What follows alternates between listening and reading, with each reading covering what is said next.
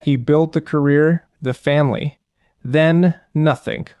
Not a breakdown, not failure, something quieter and stranger. Break time equals 500 minutes. Frankl called it the most dangerous emptiness, the inner citadel.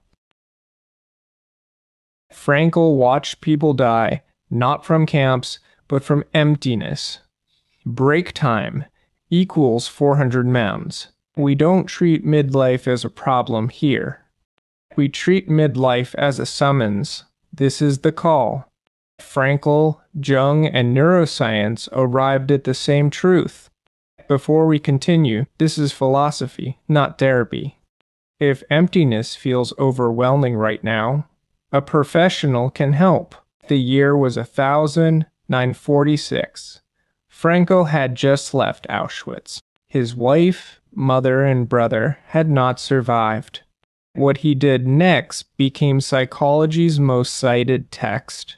He wrote Man's Search for Meaning in 9 days to give suffering a form, to keep from collapsing.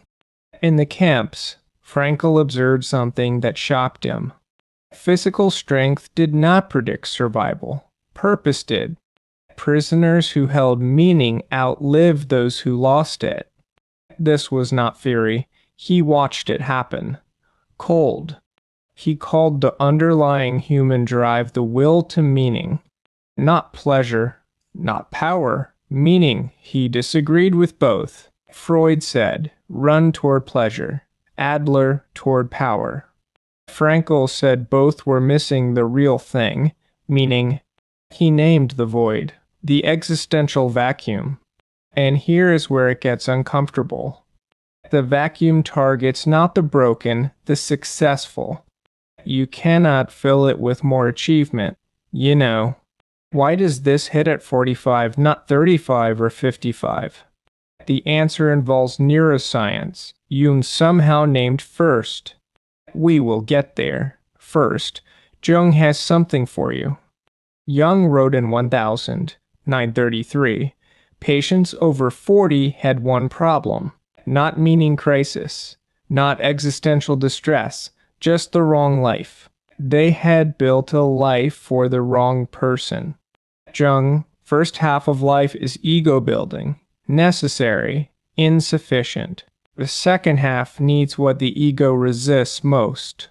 He called it individuation, not self-improvement, not optimization. Becoming. When we read Jung's collected works, it stopped us. Jung wrote, life's afternoon cannot follow the morning's program. He was not being poetic. He was diagnosing you. The program of life's morning, accumulate, achieve, become someone. Your brain has a meaning organ. It's broken at 45. The default mode network activates when you're not focused. In meaning healthy people, it generates purpose and connection. In meaning collapse, it generates rumination loops instead. Same organ, different fuel. That difference is everything. Jung named this a century ago. Neuroscience just caught up. Neuroscientist Anders Hanna calls the DMN the default self. It generates your personal narrative, your story of yourself. When that story stops, the DMN has no script. It fills the silence with anxiety and self-questioning. Be honest, that 3 a.m. questioning, it's not weakness. Your meaning processing system is demanding a new narrative. If this resonates with something you've been carrying, stay. Michael Steiger's research at Colorado State adds the key metric. Steiger validated the Meaning in Life questionnaire with 60 adults, finding searching without having meaning is the highest depression predictor. Not the absence of meaning, the act of empty searching. Here is where mainstream self-help gets this dangerously wrong. Self-help says, find your passion, discover your purpose, go searching. Steiger, active searching without stability increases depression, not decreases. Frankl, meaning is not found, It is recognized and chosen. The distinction sounds small. It is not. Finding implies something waiting to be discovered, passive, inevitable. Logotherapy, meaning, is a response to what life asks. He named 3 paths: create, experience, choose your attitude. Path 3, choosing attitude, where Frankl meets the Stoics. Epictetus, in our power or not, that is freedom. Frankl was a Stoic without knowing it. What we're exploring here is psychology's deepest convergence. We have not yet reached the most important part. Jung, Frankl, and neuroscience describe the same thing. Jung called the midlife turn the night sea journey, not a breakdown, a necessary dissolution before reformation. The ego that carried you to 45 is too small. This is uncomfortable. We acknowledge that. Fully, it should be. Jung's individuation model has been challenged. We note that. Developmental psychologist Levinson says 40-45 is the hinge point. He studied 40 men over 10 years. Same finding. Between 40 and 45, the built life loses coherence. Not built wrong. It was always meant to be temporary. Anonymous case, engineer, 47, called it the Sunday dread. Not anxiety about Monday. Dread about what the silence showed. Frankl had a name for that, Sunday neurosis. The depression when the week's busyness stops. The void. Busyness has been your answer, and it's running out. Vervaeke at University of Toronto names this the meaning crisis. Not individual, collective. A civilizational failure of wisdom traditions. We've optimized everything except the thing that makes optimization worthwhile. The missing variable is not efficiency. It is meaning. The paradox, the research says the opposite you'd expect. More external success means more vulnerability to meaning collapse. Each achievement proves achievement cannot answer the real question. Brickman and Campbell named it in 1971. The hedonic treadmill. Adaptation returns you to baseline within months of any achievement. The promotion fades, the praise fades, the baseline holds. This is not pessimism. This is the data pointing somewhere. If achievement cannot provide meaning, it must live elsewhere. 3 answers: shadow, response, virtue. 1 interior territory. They're not contradicting. They describe the same interior territory. The inner citadel, Aurelius's term. The concept is universal. Marcus Aurelius at 40 was emperor. He was also lost. He wrote the Meditations for himself, not for history. He wrote power over your mind, not outside events. What he discovered is what Frankl also found. The freedom to choose your response, the last freedom. Frankl, between stimulus and response, is a space, your power. The DMN is where meaning is either made or lost. After 3 disciplines, the convergence finally completes here. The emptiness at 45 is your DMN demanding new meaning.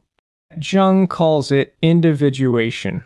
Frankl, will to meaning. Aurelius, wisdom. They all name the moment you're in. Now, the practice. Frankl's 3 pathways to meaning. Apply each one tonight. Path 1. Create something for the act itself, not achievement. Not a career milestone, something small. Complete it by Thursday. Path 2. Experience something fully, without agenda, without outcome. Marcus Aurelius wrote Meditations during his own emptiness at 40. He was emperor, had everything, felt the same void. His practice, what is worth doing, not what feels good. Frankl called it will to meaning. Neuroscience, purpose processing. 3 traditions. 1 century apart, the same answer. Tonight, write one sentence. What would be worth doing? Path 3. Choose your attitude toward unavoidable suffering. Frankl wrote this in Auschwitz. He was surviving, not theorizing. He offers the architecture of freedom, not a reframe. You did everything right. Meaning was supposed to follow. That was the wrong map. You've outgrown it. Post-traumatic growth research shows meaning collapse survivors thrive later. Tichie and Calhoun, higher satisfaction at 55 after the crisis, not despite the emptiness, because of how they move through. The Stoic practice we've built toward, 5 minutes, tonight. Step 1. Write what you control today, 2 sentences maximum. Step 2. Write what exceeded your control, without self-blame. Step 3. What would be worth doing tomorrow? Not what you should do. What would be worth doing? Frankl tested meaning against the hardest conditions imaginable. It held. The Stoics tested this across 600 years. It held. Jung tested it in the consulting room for 50 years. What we've found, the holding itself is the point, not certainty, the capacity to hold difficulty while acting. This practice was tested in extreme conditions. We've barely scratched. Frankl's full logotherapy protocol is 7 stages. We've covered 3. Jung's individuation extends across years. It's not done alone. We can offer the framework. Deep work requires depth. This is not therapy. If overwhelmed, reach out for support. A framework helps. A trained mind with you helps more. The emptiness at 45 is not failure, it's the signal. Frankl survived what you won't have to. He found meaning. Jung walked into his darkness at 38. The Red Book. Marcus Aurelius walked into his darkness at 40, writing, "Your descent has begun. The notebook is waiting."